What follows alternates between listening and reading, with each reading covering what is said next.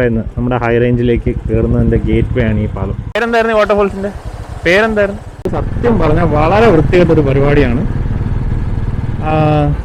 തീരെ വിവരമില്ലാത്ത ആൾക്കാർ ചെയ്യുന്നൊരു പരിപാടിയാണ്.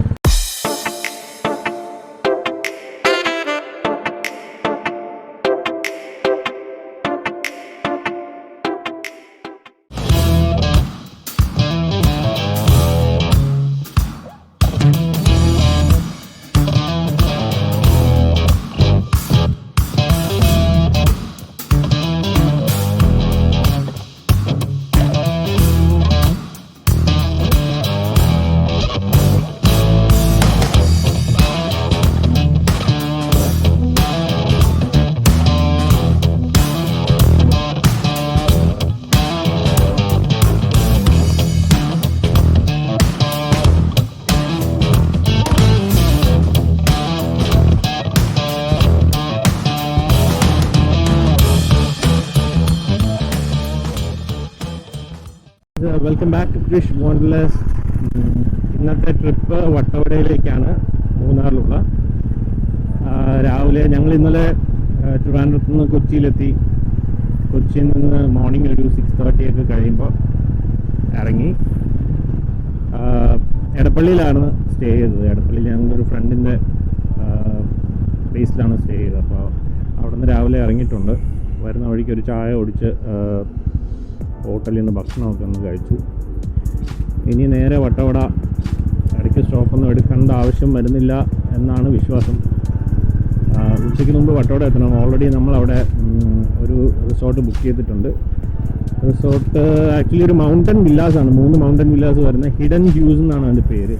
അത്യാവശ്യം നല്ല റേറ്റിംഗ് ഒക്കെ ഉള്ളൊരു സ്ഥലമാണ്. ഞങ്ങൾ ബുക്ക് ചെയ്തത് ചില്ലാലോ ഗേറ്റ് വേസ് എന്ന് പറഞ്ഞിട്ട്, ചില്ലാലോ ഗെറ്റ് അവേസ് എന്ന് പറഞ്ഞിട്ട് കെവിൻ, എൻ്റെ ഒരു ഫ്രണ്ട് വഴി വന്നാണ്. ഫ്രണ്ടിൻ്റെ ഫ്രണ്ടാണ് കെവിൻ. അപ്പോൾ അതുവഴി നമ്മൾ പരിചയപ്പെട്ടിട്ട് പുള്ളി വഴിയാണ് ഇപ്പോൾ ഞാൻ ഒരുപാട് സംഭവങ്ങൾ ബുക്ക് ചെയ്യുന്നത്. അതിൻ്റെ റീസൺ എന്ന് പറഞ്ഞാൽ ഇവരുടെ പ്രോപ്പർട്ടീസ്, ഇവരുടെ ഇതിൽ ലിസ്റ്റ് ചെയ്തേക്കുന്ന പ്രോപ്പർട്ടീസ് അല്ലെങ്കിൽ അവർ സജസ്റ്റ് ചെയ്യുന്ന പ്രോപ്പർട്ടീസ് നമ്മൾ നോർമലായിട്ട് പോകുന്ന ഹോട്ടൽസും അല്ലെങ്കിൽ റിസോർട്ടൊന്നും അല്ല. കുറച്ച് ഉള്ളിലേക്ക് കുറച്ച് സീനിക് ആയിട്ടുള്ള പ്ലേസസിലൊക്കെ ഇരിക്കുന്ന വെറൈറ്റി ആയിട്ടുള്ള സംഭവങ്ങളാണ് ഇവർ ഡീൽ ചെയ്യുന്നത്. അപ്പോൾ അതുകൊണ്ട് അങ്ങനെയൊക്കെയുള്ള പ്രോപ്പർട്ടീസ് കിട്ടും എന്ന് ഉറപ്പുള്ളതുകൊണ്ടാണ് പുള്ളി വഴി ബുക്ക് ചെയ്യുന്നത്. അപ്പോൾ ഇത്തവണയും കിട്ടിയിരിക്കുന്ന അങ്ങനെ ഒരു പ്രോപ്പർട്ടിയാണ്. കാരണം നോർമലായിട്ട് നമ്മൾ സെർച്ച് ചെയ്യുമ്പോഴൊന്നും അങ്ങനെ പെട്ടെന്ന് അത് നമ്മൾ നോക്കത്തില്ല. പക്ഷേ പുള്ളി ആദ്യം തന്നെ സജസ്റ്റ് ചെയ്തത് അതായിരുന്നു. പ്രോപ്പർട്ടിയുടെ ഫോട്ടോസും കാര്യങ്ങളൊക്കെ അയച്ചു തന്നിട്ടുണ്ടായിരുന്നു. അതൊക്കെ ഇഷ്ടപ്പെട്ടിട്ടാണ് ഞങ്ങൾ ബുക്ക് ചെയ്തത്. റേറ്റും നല്ല റേറ്റ് തന്നെയാണ്, വലിയ മോശമല്ലാത്ത റേറ്റ് ആണെന്നാണ് എനിക്ക് തോന്നുന്നത്. കാരണം ഇപ്പം ഞങ്ങൾ എടുത്തേക്കുന്ന വില്ല എന്ന് പറയുന്നത് ഒരു വില്ല ആയിട്ടാണ് ആക്ച്വലി നമ്മൾ എടുത്തേക്കുന്നത്. ബിക്കോസ് ഞങ്ങളിപ്പം 4 പേരുണ്ട്. ആദ്യം 5 പേരുണ്ടായിരുന്നു, ഇപ്പോൾ കുറഞ്ഞ് 4 പേരായിട്ടുണ്ട്. ഈ 4 പേർക്ക് സ്റ്റേ ചെയ്യാനായിട്ട് 6500 ആണ് 4 പേർക്ക് സ്റ്റേ ചെയ്യാനായിട്ട്. ഇത് ഇൻക്ലൂഡിങ് ഫുഡല്ല. ഫുഡിന് സെപ്പറേറ്റ് ചാർജസ് ഉണ്ട്. ഇറ്റ് ഈസ് ലൈക്ക് ബ്രേക്ക്ഫാസ്റ്റിന് 100, ലഞ്ച് 200, ഡിന്നർ 300, അങ്ങനെ റേറ്റ് സെപ്പറേറ്റ് ഉണ്ട്. പക്ഷേ സ്റ്റേക്ക് വേണ്ടിയിട്ടാണ് ഈ ഒരു പ്രൈസ്. ഈ സ്ഥലം ഇരിക്കുന്നത് പഴത്തോട്ടം റോഡിലാണ്. അതായത് ചിലന്തിയാർ റൂട്ട്, മൂന്നാറിൽ നിന്ന് ചിലന്തിയാർ റൂട്ട് പോകുമ്പോൾ പഴത്തോട്ടം ലൈനിലാണ് ഇരിക്കുന്നത്. ടോപ്പ് സ്റ്റേഷൻ റൂട്ട് തന്നെയാണ് ഇത്. ടോപ്പ് സ്റ്റേഷൻ കഴിഞ്ഞ് പോകണം തോന്നുന്നു. അപ്പോൾ എന്തായാലും പോയി നോക്കട്ടെ അവിടുത്തെ സ്റ്റേ എങ്ങനെ ഉണ്ടെന്ന്. ബാക്കി അപ്ഡേറ്റ്സ് അവിടെ നിന്ന് തരാം. തൽക്കാലം അങ്ങോട്ടുള്ള റൂട്ടിലാണ് ഇപ്പോൾ ഞങ്ങളുള്ളത്. ഞങ്ങൾ 4 പേരുണ്ടെന്ന്. ഒരു തണ്ടർബേർഡ്, ഒരു 500, സ്റ്റാൻഡേർഡ്, 2 അഡ്വഞ്ചർ 390. റോഡിൽ വണ്ടി ഓടിക്കുന്ന എല്ലാ റോഡും എനിക്ക് പറയാനുള്ളൊരു കാര്യമാണ്, ഈ ഇൻഡിക്കേറ്റേഴ്സ് എന്നൊക്കെ പറയുന്ന സാധനം ആക്ച്വലി ഒരു ഷോയ്ക്ക് വേണ്ടിയിട്ടോ അല്ലെങ്കിൽ ഒരു അലങ്കാര വസ്തുവായിട്ട് വച്ചേക്കുന്നതല്ല. അത് ഉപയോഗിക്കണം. അത് ഉപയോഗിക്കാൻ വേണ്ടിയിട്ട് തന്നെ വച്ചേക്കുന്നതാണ്. അതായത് ഇൻഡിക്കേറ്റേഴ്സ് എന്നുള്ള പേര് കേൾക്കുമ്പോൾ തന്നെ അറിയാലോ അത് എങ്ങോട്ടാണ് തിരിയുന്നതെന്ന്. പുറകെ വരുന്ന അല്ലെങ്കിൽ മുമ്പേ വരുന്ന വണ്ടിക്കാർക്ക് ഇൻഡിക്കേറ്റ് ചെയ്യാൻ വേണ്ടിയിട്ടാണ് ഇൻഡിക്കേറ്റേഴ്സ് വച്ചേക്കുന്നത്. അതുകൊണ്ട് നിങ്ങൾ വലത്തോട്ടോ ഇടത്തോട്ടോ ഓവർടേക്കൊക്കെ ചെയ്യുമ്പോൾ ഈ സാധനം ഉപയോഗിച്ച് കഴിഞ്ഞാൽ നിങ്ങളുടെ പുറകിലും മുമ്പിലൊക്കെ വരുന്ന വണ്ടിക്കാർക്ക് അറിയാൻ പറ്റും എന്താണ് നിങ്ങൾ ഉദ്ദേശിക്കുന്നത്, എങ്ങോട്ടാണ് പോകുന്നത്. അല്ലാണ്ട് നിങ്ങളുടെ മനസ്സിൽ എന്താണുള്ളതെന്ന് ഗണിച്ച് പറയാനായിട്ട് എല്ലാവരും ജ്യോതിഷന്മാരൊന്നും ആവണമെന്നില്ല. അതുകൊണ്ട് ദയവ് ചെയ്ത് അങ്ങോട്ടോ ഇങ്ങോട്ടോ തിരിയാനൊക്കെ ഉദ്ദേശിക്കുമ്പോൾ ആ ഇൻഡിക്കേറ്റർ ഇട്ട് ബാക്കിയുള്ളവർക്കും കൂടെ ആ ഒരു ഇൻഫർമേഷൻ പാസ് ചെയ്യാം. അങ്ങനെ വരുമ്പോൾ ആക്സിഡൻറ്റ്സ് കുറയാനായിട്ട് സാധ്യതയുണ്ട്. ഇങ്ങോട്ട് വരുമ്പോൾ തന്നെ ഒരുപാട് എക്സ്പീരിയൻസസ് ഉണ്ടായതുകൊണ്ടാണ് ഞാനിപ്പോൾ ഇത് പറയുന്നത്. ബിക്കോസ് ഓട്ടോക്കാരാണ് കൂടുതലും ഞാൻ കണ്ടിട്ടുള്ളത്. നിന്ന നിപ്പിൽ അവർ റൈറ്റിലോട്ടും ലെഫ്റ്റിലോട്ടൊക്കെ ഓടിച്ചൊരൊറ്റപ്പോക്ക്. ഈ പുറകിൽ വരുന്ന ആൾക്ക് എങ്ങനെ മനസ്സിലാക്കാൻ പറ്റുമെന്നാണ് ഇവർ വിചാരിക്കുന്നതെന്ന് എനിക്കറിയാൻ പാടില്ല, എങ്ങോട്ടാണ് ഇവർ പോകാൻ ഉദ്ദേശിക്കുന്നത്. കാരണം അങ്ങനെ നിൽക്കുന്ന വണ്ടിയായിരിക്കും പെട്ടെന്ന് റൈറ്റിലോട്ടും ലെഫ്റ്റിലോട്ടൊക്കെ ഒറ്റ എടുപ്പെടുക്കുന്നത്. അതിപ്പോൾ നമുക്ക് ഒട്ടും ഗസ് ചെയ്യാൻ പറ്റില്ല. അപ്പോൾ വരുന്ന ആൾ എത്ര സ്പീഡ് കുറവാണെന്ന് പറഞ്ഞാലും അറ്റ് ദാറ്റ് മൊമെന്റ് ആ ബ്രേക്ക് കറക്റ്റായിട്ട് കിട്ടിയില്ല എന്നുണ്ടെങ്കിൽ ഉറപ്പാണ് ആക്സിഡന്റ്. 2 വീലേഴ്സ് ഒക്കെ ആണെങ്കിൽ പിന്നെ പറയാൻ വേണ്ട, ഇടിച്ചു കഴിഞ്ഞാൽ ഓടിക്കുന്ന ആൾക്ക് നല്ല പണിയും കിട്ടും. അതുകൊണ്ട് ദയവ് ചെയ്ത് ഏത് വണ്ടിക്കാരാണെങ്കിലും, അത് ചെറിയ വണ്ടിയാണ്, 2 വീലേഴ്സ് ആണെങ്കിലും ലോറി ആണെങ്കിലും ശരി, നിങ്ങൾ തിരിയാൻ ഉദ്ദേശിക്കുന്നുണ്ടെങ്കിൽ ദയവ് ചെയ്ത് ഇൻഡിക്കേറ്റർ യൂസ് ചെയ്യുക. വലിയ കാശ് എന്നുള്ള കാര്യമൊന്നുമല്ല, വണ്ടിയിൽ ഓൾറെഡി ഡിഫോൾട്ടായിട്ട് വരുന്നതാണ്. പ്രത്യേകിച്ച് കറണ്ട് ചാർജും കൊടുക്കണ്ട, ദയവ് ചെയ്ത് അത് ഉപയോഗിക്കും. ഓക്കെ, മൂന്നാറിലേക്കുള്ള റോഡിലേക്ക് ഇങ്ങനെ കയറിയിട്ടുണ്ട്. ക്ലൈമറ്റ് ഒരു രക്ഷയില്ല, ചെറിയ ചാറ്റലും ഒക്കെ ആയിട്ട്. ഇപ്പോൾ സമയം ഏകദേശം 9 മണിയായി, പക്ഷെ ഒരു 6 മണിയുടെ ഫീലേ ഉള്ളൂ. ഇപ്പോൾ തന്നെ അത്യാവശ്യം നല്ലൊരു തണുപ്പൊക്കെ ഫീൽ ചെയ്യുന്നുണ്ട്. മൂന്നാർ ഇനി ഇവിടെ നിന്ന് ഒരു 80 കിലോമീറ്റേഴ്സ് അടുപ്പിച്ചുണ്ട്. അപ്പോൾ അവിടെ ഇതിലും ഭീകരമായിട്ടുള്ള ക്ലൈമറ്റ് ആയിരിക്കും എന്ന് വിശ്വസിക്കുന്നു. നമ്മൾ സ്റ്റേ ചെയ്യുന്ന സ്ഥലം ആക്ച്വലി നല്ല ടോപ്പിലാണ്, ടോപ്പ് സ്റ്റേഷൻ്റെയൊക്കെ മേളിലാണ്. അപ്പോൾ അതുകൊണ്ട് അവിടെ കുറച്ചുകൂടി തണുപ്പുള്ള ഒരു ക്ലൈമറ്റ് ആണെന്നാണ് എൻ്റെ ഒരു വിശ്വാസം. കാരണം വർഷം മൊത്തം അങ്ങനത്തെ ഒരു ക്ലൈമറ്റ് ആണ് അവിടെ. ഇപ്പോൾ ഈ മഴക്കാലം മൺസൂൺ കഴിഞ്ഞിട്ടില്ല പ്രോപ്പറായിട്ട്, പക്ഷെ മൺസൂൺ കഴിയേണ്ട ടൈമാണ്. മൺസൂണിൻ്റെ ആ ഒരു ടൈം ആയതുകൊണ്ട് തന്നെ ആ സ്ഥലം മൊത്തം കാണാൻ ഭയങ്കര ഭംഗിയായിരിക്കും എന്നുള്ളൊരു വിശ്വാസമാണ്. പോയി നോക്കാം. Expectations are high. Oh man, മൂന്നാറിൻ്റെയൊക്കെ 7 അയലത്ത് പോലും എത്തിയിട്ടില്ല. നല്ല ഡ്രിസ്ലിംഗ് ആണ്, ഹെവി റെയിൻ അല്ല, ഡ്രിസ്ലിംഗ് ആണ്. അതുകൊണ്ട് റൈഡ് ചെയ്യാൻ നല്ല രസമുണ്ട്. ജസ്റ്റ് ഫ്രണ്ടിലോട്ട് നോക്കുമ്പോൾ മൊത്തം മൂടൽ തന്നെയാണ്. ഇത് അവിടെ എത്തുമ്പോൾ ഇനി എന്തെങ്കിലും കാണാൻ പറ്റുമോ എന്നുള്ള ഡൗട്ടാണ്. ഇപ്പോൾ അത്ര മൂടൽ മഞ്ഞ് ഈ ഏരിയയിൽ തന്നെ ഉണ്ട്. നോക്കാം, ലക്ഷണം കണ്ടിട്ട് ഇത്തവണത്തെ റൈഡ് പൊളിക്കും എന്നാണ് തോന്നുന്നത്. മഴ കാരണം കാണാൻ പറ്റുന്നില്ല. ഫ്രണ്ടിലോട്ട് നോക്കുമ്പോൾ തന്നെ oh nice man. Okay, it's going to be good.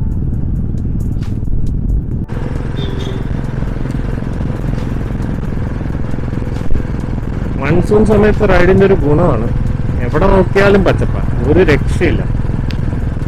അത് ഈ കേരളത്തിൻ്റെ ഒരു സ്പെഷ്യാലിറ്റിയാണ്. മഴക്കാലം കഴിയുമ്പോൾ ആ ഒരു റോഡിൻ്റെയും നമ്മുടെ സ്ഥലങ്ങളുടെയൊക്കെ ഭംഗി എന്ന് പറയുന്നത് കണ്ണും മനസ്സൊക്കെ ഒന്ന് തണുപ്പ് ഐസായി കിട്ടും. ഒരു രക്ഷയില്ലാത്ത അധികമാണ്, ഭീകരം. Nice nice.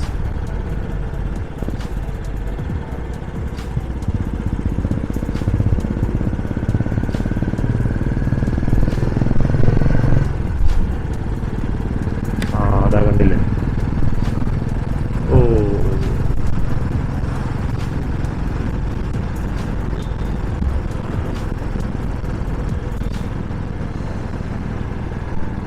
ഈ ട്രിപ്പ് പോകുന്ന ആൾക്കാരുടെ അടുത്ത്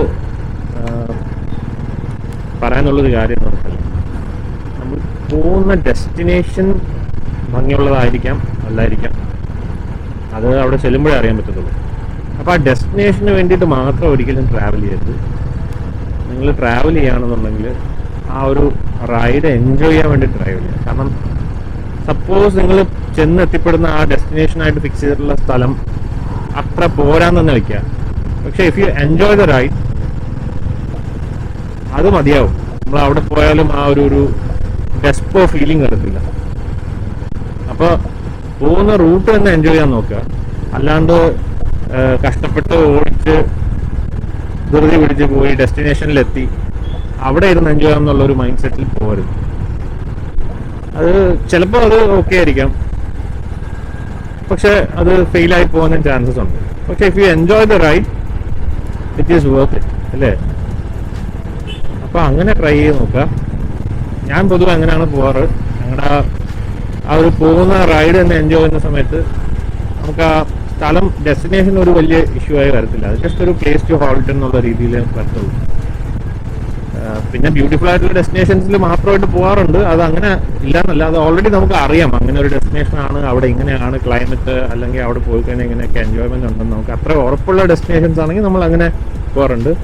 അതർവൈസ് പോകുന്ന റൂട്ട് തന്നെ എൻജോയ് ചെയ്ത് ഇപ്പോൾ പല പല കാര്യങ്ങളുണ്ടല്ലോ നമുക്ക് പോകുന്ന റൂട്ടിൽ എൻജോയ് ചെയ്യാനായിട്ട്. കാഴ്ചകളാണെങ്കിലും ശരി, ചില സ്ഥലങ്ങളാണെങ്കിലും ശരി, ഒരുപാട് കാര്യങ്ങളുണ്ട്. അപ്പോൾ അങ്ങനെ എൻജോയ് ചെയ്തു.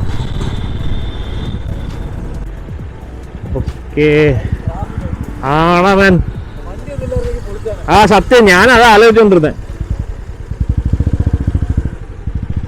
ഓക്കെ, ഈ പാലമാണ് ഗേറ്റ് വേ എന്ന് പറയുന്നത്. നമ്മുടെ ഹൈ റേഞ്ചിലേക്ക് കയറുന്നതിൻ്റെ ഗേറ്റ് വേ ആണ് ഈ പാലം. നമ്മൾ ഈ പാലം എത്തിക്കഴിഞ്ഞാൽ മനസ്സിലാക്കാം നമ്മൾ ഹൈ റേഞ്ചിലേക്ക് കയറാനുള്ള വഴി എത്തിക്കഴിഞ്ഞു. It starting. ഇവിടെ നിന്ന് നോക്കുമ്പോൾ തന്നെ ഒരു രക്ഷയില്ല മോനെ, അടിപൊളി. ഫുള്ള് ഇപ്പം തന്നെ കോടയാണ്, നല്ല ട്രാഫിക് ഉണ്ട്.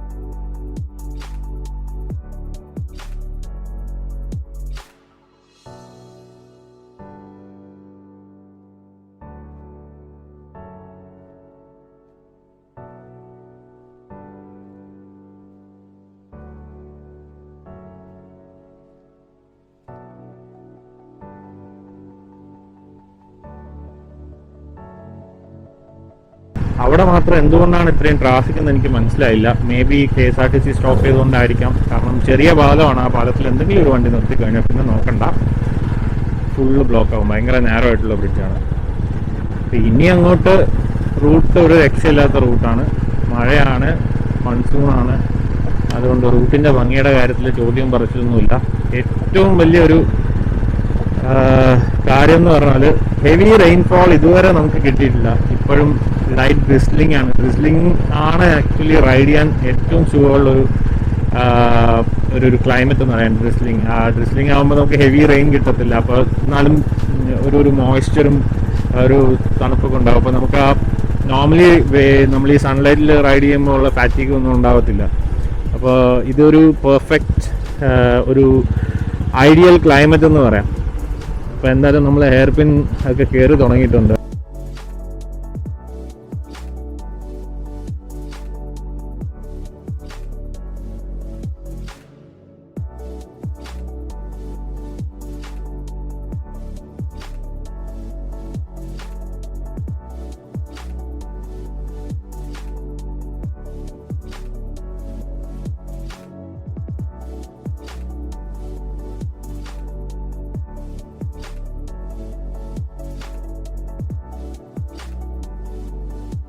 ഈ സ്ഥലത്തിൻ്റെ കറക്റ്റായിട്ടുള്ള ഭംഗി അറിയണമെന്നുണ്ടെങ്കിൽ ഈ ഫ്രണ്ടിൽ വണ്ടിയൊന്നും ഇല്ലാത്ത സമയത്ത് പോകണം. പക്ഷേ അങ്ങനെ ഒരു സിറ്റുവേഷൻ കിട്ടാൻ വളരെ ബുദ്ധിമുട്ടാണ്.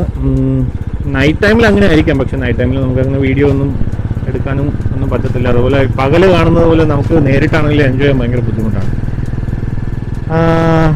പിന്നെ ഇവിടെ ഈ ഹൈ റേഞ്ചിൽ കയറുന്ന ആൾക്കാർ, എക്സ്പീരിയൻസ്ഡ് അല്ലാത്ത ആൾക്കാരുടെ അടുത്ത് പറയാനുള്ളത് ഓവർടേക്കിംഗ് മാക്സിമം ഒഴിവാക്കുക. കാരണം ഇതൊരു ഗാർഡ് റോഡാണ്. അപ്പോൾ നമ്മളിതിങ്ങനെ കയറി പൊയ്ക്കൊണ്ടിരിക്കുന്ന സമയത്ത്, പ്രത്യേകിച്ച് നമ്മൾ മേളിലോട്ട് കയറുമ്പോൾ, ഡൗൺ ഹിൽ വെഹിക്കിൾസ് ആക്ച്വലി നല്ല സ്പീഡിലായിരിക്കും വരുന്നത്. കാരണം എല്ലാവരും അങ്ങനെ ഗിയർ ഡൗൺ ചെയ്തൊന്നും അങ്ങനെയൊന്നും വരുന്ന ആൾക്കാരായിരിക്കത്തില്ല.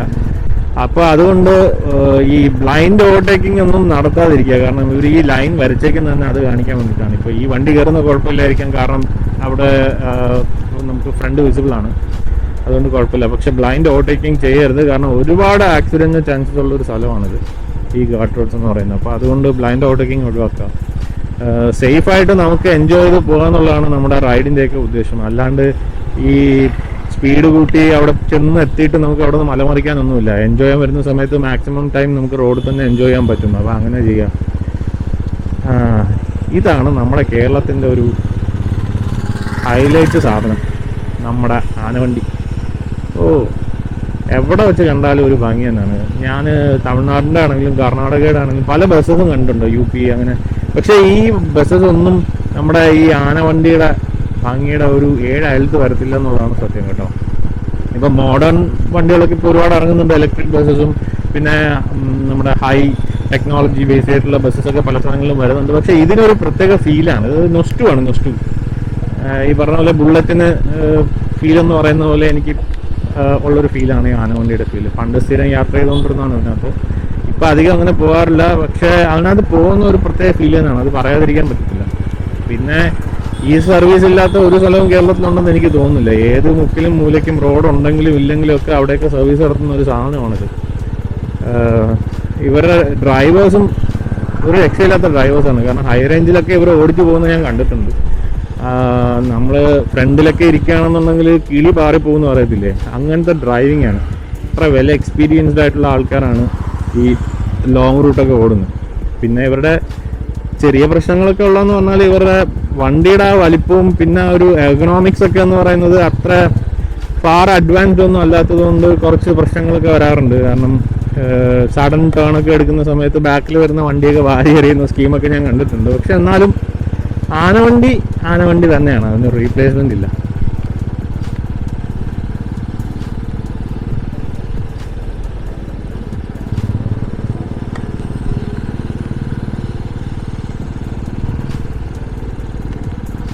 ഇതിൻ്റെ പുറകെ പോകേണ്ട ആവശ്യമില്ല, വേണമെങ്കിൽ ഓവർടേക്ക് ചെയ്ത് പോകാം. പക്ഷെ എന്തോ അതിൻ്റെ പുറകെ പോകാനായിട്ടൊരു ത്വര, പുറകെ പോകാനായിട്ടൊരു ആഗ്രഹം. നോക്കട്ടെ, അത്ര നല്ല ശീലമല്ല വണ്ടിയുടെ പുറകെ ഇങ്ങനെ പോകുന്നത്. ഓവർടേക്ക് ചെയ്യാനുള്ള ചാൻസ് കിട്ടിയാൽ ഇനി ഓവർടേക്ക് ചെയ്ത് പോകാം, അതാണ് നല്ലത്. അപ്പോൾ ഞാൻ നേരത്തെ പറഞ്ഞ പോലെ ബ്ലൈൻഡ് ഓവർടേക്കിംഗ് പാടില്ല. ഇപ്പോഴത്തെ സിറ്റുവേഷൻ എന്താ, ഇവിടെ വേണമെങ്കിൽ എനിക്ക് ഓവർടേക്ക് ചെയ്യാം, പക്ഷേ അവിടെ ഒരു ടേണിംഗ് ആണ്. അവിടുന്ന് വണ്ടി കയറി വരുന്നുണ്ടോ എന്ന് ഒരിക്കലും എനിക്ക് പറയാൻ പറ്റത്തില്ല. അപ്പോൾ അങ്ങനെയുള്ള സിറ്റുവേഷനിൽ ഓവർടേക്കിംഗ് ഒഴിവാക്കിയാൽ തന്നെ നമുക്ക് ഒരുപാട് അപകടങ്ങൾ ഒഴിവാക്കാം. അപ്പോൾ ഇവിടെ നോക്കുമ്പോൾ നമുക്ക് അത്യാവശ്യം ഒരു ഡിസ്റ്റൻസ് ഉണ്ട്, വണ്ടി വരുന്നില്ല എന്നറിയാം. അപ്പോൾ അങ്ങനെയുള്ള സിറ്റുവേഷനിൽ ഫോൺ അടിച്ചിട്ട് കയറിപ്പോകാം. കാരണം ഇവിടെ ഓവർടേക്കിംഗ് പറ്റും, ലൈൻസ് കണ്ടാൽ തന്നെ നമുക്ക് വിട്ടുവിട്ടുള്ള ലൈൻസ് ആണ്. It means like you can overtake ചെയ്യുക. പിന്നെ വളവിൽ ഓവർടേക്ക് ചെയ്യരുത്. അത് എത്രയൊക്കെ നിങ്ങൾക്ക് തോന്നിയാൽ, നിങ്ങൾ കോൺഫിഡൻസ് തോന്നിയാലും നിങ്ങൾ ചിലപ്പോൾ നമ്മൾ വിചാരിക്കും ആ വളവല്ലേ, എനിക്കറിയാം, ഞാൻ ഡ്രൈവിംഗ് എക്സ്പേർട്ട് ആണെന്നൊക്കെ പറഞ്ഞിട്ട് നമുക്ക് തോന്നുമായിരിക്കും. പക്ഷേ it doesn't take too much time for something to happen. അപ്പോൾ അതുകൊണ്ട് ഒരു ബ്ലിങ്ക് ഓഫ് എ സെക്കൻഡിലൊക്കെ കാര്യങ്ങൾ മാറി മറിഞ്ഞ് പോകുന്നതൊക്കെ നമുക്കറിയാം. സോ അതുകൊണ്ട് മാക്സിമം ഒഴിവാക്കുക അങ്ങനെയുള്ള situations. Okay, drive safe, enjoy the ride. എവിടെ പോയാലും അതാണ് നമ്മുടെ മോട്ടോ. അല്ലാണ്ട് പോയി മലമറിക്കാനായിട്ട് നമുക്കൊന്നുമില്ല. ഇവിടെ ഒരു സ്റ്റോപ്പ് എടുക്കുകയാണ്, ഇനിയിപ്പോൾ റെയിൻകോട്ടൊക്കെ ഇട്ട് പോകാം, മഴ കൂടിയിട്ടുണ്ട്. അപ്പോൾ ഇതുപോലെ ഭംഗിയുള്ള സ്ഥലങ്ങളിലേ ഈ വഴിയിലൊക്കെ കിടക്കുന്നത് ഈ പോകുന്ന വഴിക്ക് ചവറിട്ട് പോയി കഴിഞ്ഞാൽ എത്ര ദിവസം ഈ സ്ഥലങ്ങൾ ഇങ്ങനെ ഉണ്ടാവും? പ്ലീസ്, ഈ പരിപാടി നിർത്തേണ്ട സമയമൊക്കെ ഒരുപാട് കഴിഞ്ഞു, ഒരുപാട് അതിക്രമിച്ച് കഴിഞ്ഞു. ഇത് ലേറ്റ് ആയിട്ടുണ്ട് ഒരുപാട്. ഇപ്പോൾ തന്നെ നമ്മൾ തന്നെയാണ് ഈ സ്ഥലങ്ങളും കാര്യങ്ങളൊക്കെ നശിപ്പിക്കുന്നത്. സ്വന്തം വീടൊക്കെ വൃത്തിയായിട്ട് സൂക്ഷിക്കുന്ന പോലെ നമ്മുടെ നാടും വൃത്തിയായിട്ട് സൂക്ഷിച്ചാലേ പിന്നീടുള്ള ഫ്യൂച്ചർ ജനറേഷനും പിന്നെ നമുക്കാണെങ്കിൽ തന്നെ രണ്ടാമത്തെ പ്രാവശ്യം വരുമ്പോഴൊക്കെ ആ സ്ഥലം അങ്ങനെ തന്നെ കാണാൻ പറ്റത്തുള്ളൂ. ഇത്രയും ഭംഗിയുള്ള സ്ഥലങ്ങളൊക്കെ നശിച്ചു കിടക്കുന്ന കാണുമ്പോൾ വല്ലാത്തൊരു വിഷമം തോന്നാറുണ്ട്. അതുകൊണ്ടാണ് ഈ പറയുന്നത്.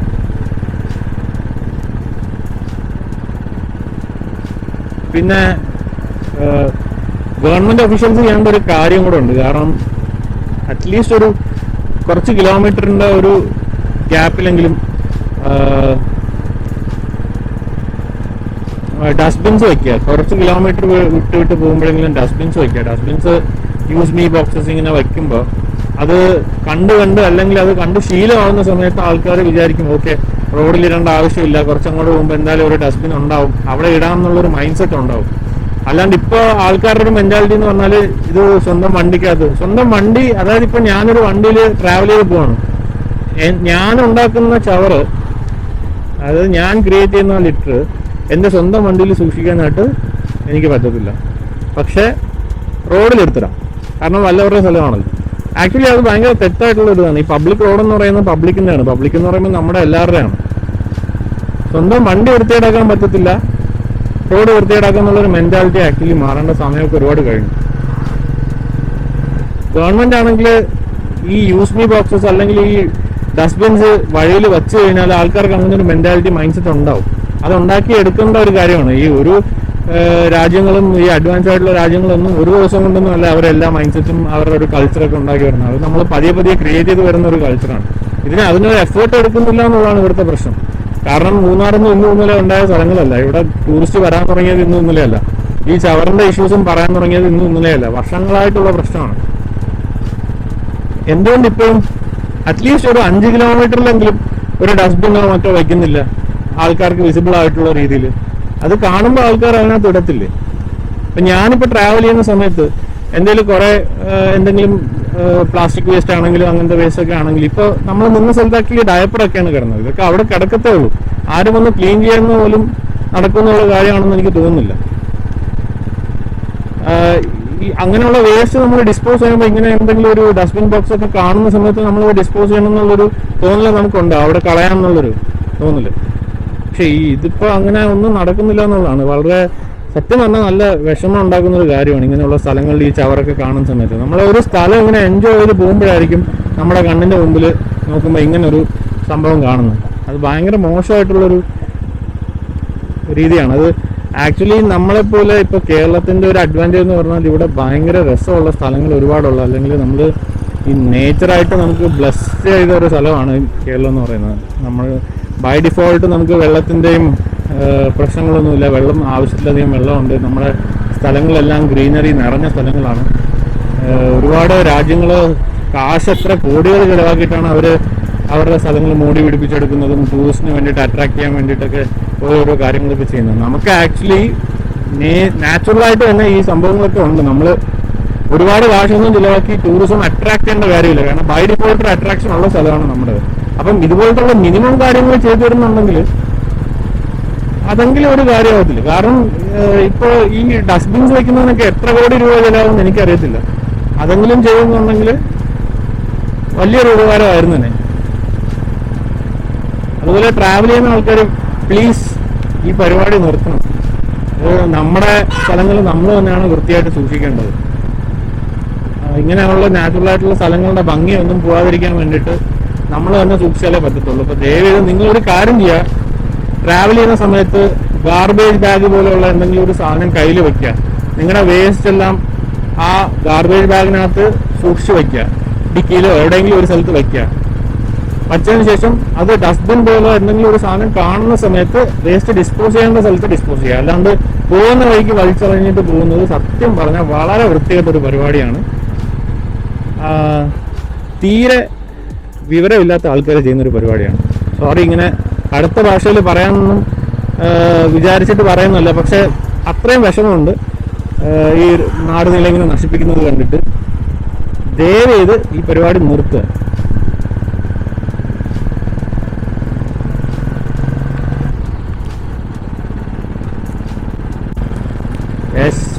ഇതാണ് ഞാൻ പറഞ്ഞത്. ആളില്ലാതെ അല്ലെങ്കിൽ വണ്ടി ഇല്ലാത്തൊരു സിറ്റുവേഷനിലാണ് ആ റോഡിന്റെ ഭംഗി നമുക്ക് കാണാൻ പറ്റുന്നത്. ആ ഘാട്ട് റോഡ്സ് എപ്പോഴും ഇതുപോലെയാണ്. ഇപ്പൊ ഒരു നല്ല മൂടൽമഞ്ഞ് കയറി വരുന്നുണ്ട്. ഈ മൂന്നാറിലെ ആ റോഡ് എന്ന് പറയുന്ന അടിമാലി ടു മൂന്നാർ റോഡ് എന്ന് പറയുന്നത് ഒരു രക്ഷയില്ലാത്ത വ്യൂസ് ആണ് നമ്മൾ ട്രാവൽ ചെയ്യുന്ന സമയത്ത്. ഇന്ന് എന്തോ ഭാഗത്തിന് ഈ ഒരു സ്ട്രെച്ചിൽ ഇതുപോലെ അങ്ങനെ വണ്ടികളൊന്നുമില്ല. എൻ്റെ കോറൈഡേഴ്സ് മാത്രമേ ഉള്ളൂ ഫ്രണ്ടിൽ. എന്തോ ഒരു ലക്കാണെന്ന് തോന്നുന്നു. പക്ഷെ ആ ഒരു റോഡിന്റെ ഭംഗി പറഞ്ഞറിയിക്കാൻ പറ്റത്തില്ല. ബ്യൂട്ടിഫുൾ.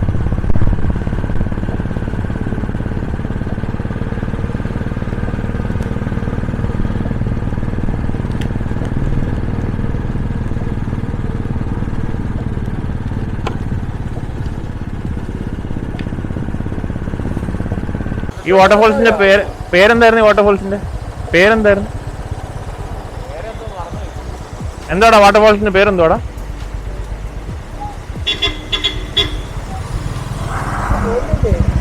പോം, നിക്കണ്ടല്ലോ, പോ.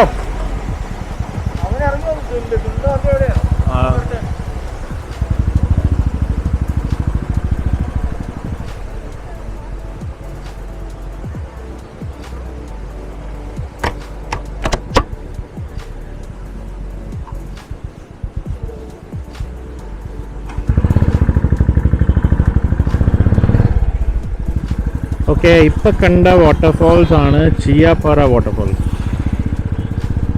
ചിയാപ്പാറ വാട്ടർഫോൾസ് അവിടെ നല്ല തിരക്കാണ്. ഒന്നാമത് കൊറോണയാണ്. ക്രൗഡഡ് ആയിട്ടുള്ള പ്ലേസസിൽ നിൽക്കാൻ താല്പര്യമില്ല. ഈ പറഞ്ഞ പോലെ നമ്മൾക്ക് ട്രാവൽ ചെയ്യാനുള്ളൊരു ഓപ്ഷൻ തന്നിട്ടുണ്ട്. പിന്നെ വാക്സിനേഷനൊക്കെ എടുക്കുന്നുണ്ട്. ഓക്കെ, അതൊക്കെ ശരിയാണെങ്കിലും ഇപ്പോഴും പാൻഡമിക് പോയിട്ടില്ല. അത് ആൾക്കാരെല്ലാം അതനുസരിച്ച് കെയർ ചെയ്ത് നിന്നാലേ നമുക്ക് മുമ്പോട്ട് ഇനിയും ഇതേപോലെ പോകാൻ പറ്റത്തുള്ളൂ. കൗണ്ട് കൂടുന്നതനുസരിച്ച് പിന്നെയും പണി കിട്ടി വീണ്ടും ലോക്ക്ഡൗൺ ആയിട്ട് വീട്ടിൽ ഇരിക്കാൻ വയ്യാത്തതുകൊണ്ടാണ്. ഇപ്പോഴാണൊന്ന് മനസ്സമാധാനമായിട്ടൊന്ന് ട്രാവൽ ചെയ്യാനുള്ളൊരു ഓപ്ഷനൊക്കെ വന്നിട്ടുള്ളത്. അപ്പോൾ അതുകൊണ്ട് മാക്സിമം ക്രൗഡഡായിട്ടുള്ള പ്ലേസസ് ഒഴിവാക്കുക. ഞാനിപ്പോൾ ചെയ്യുന്നതും അതാണ്. മാക്സിമം ക്രൗഡഡായിട്ടുള്ള പ്ലേസസ് ഒന്നും ഇറങ്ങാറില്ല. ജസ്റ്റ് ഒന്ന് അവിടെ നിന്ന് നോക്കിയിട്ട് തിരിച്ചു വരും.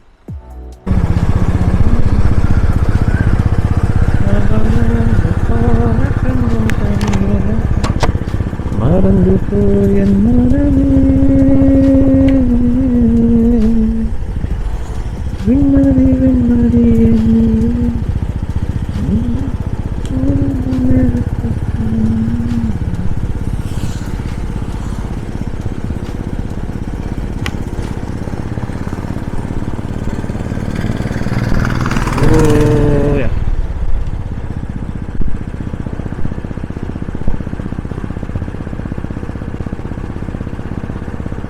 മേലോട്ട് കയറുന്തോറും climate is getting far better.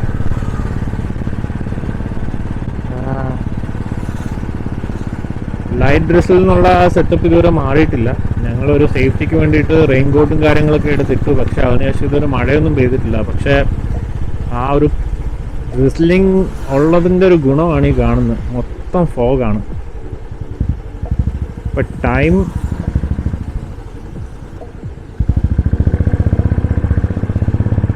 Time ഇപ്പോൾ 10 മണി ആവാറായി. 10 o'clock ക്ലൈമറ്റാണ് നമ്മൾ ഈ കണ്ടുകൊണ്ടിരിക്കുന്നത്. രാവിലെ 10 മണി.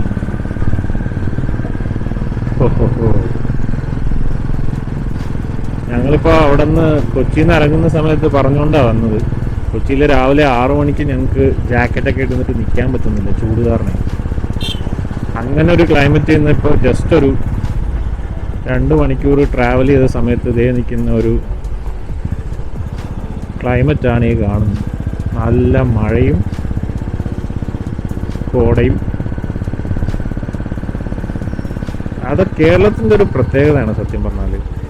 കാരണം നമ്മളിപ്പോൾ ഈ പറഞ്ഞ പോലെ ഫുൾ വെറൈറ്റി, ജോഗ്രഫിക്കലി ഭയങ്കര വെറൈറ്റി ആയിട്ടുള്ള സ്ഥലങ്ങളാണ്. ഇപ്പോൾ ട്രിവാൻഡ്രത്തിൻ്റെ കാര്യം എടുക്കുകയാണെങ്കിൽ പോലും നമ്മൾ സിറ്റിയിൽ നിന്നൊരു 1 hour, ഒരു 1.5 hour ട്രാവൽ ചെയ്ത് കഴിഞ്ഞാൽ പൊന്മുടി എത്തും.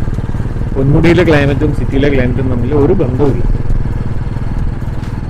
തിരിച്ചു പോയിട്ട് വേണമെങ്കിൽ നമുക്ക് ബീച്ചിൽ പോവാം, കടലുണ്ട്, ഹിൽ സ്റ്റേഷനുണ്ട്. ഇത് എല്ലാ സാധനങ്ങളും നമുക്ക് ആക്ച്വലി ഭയങ്കര ഈസിലി ആക്സസിബിൾ ആണ്, തൊട്ടടുത്താണ്.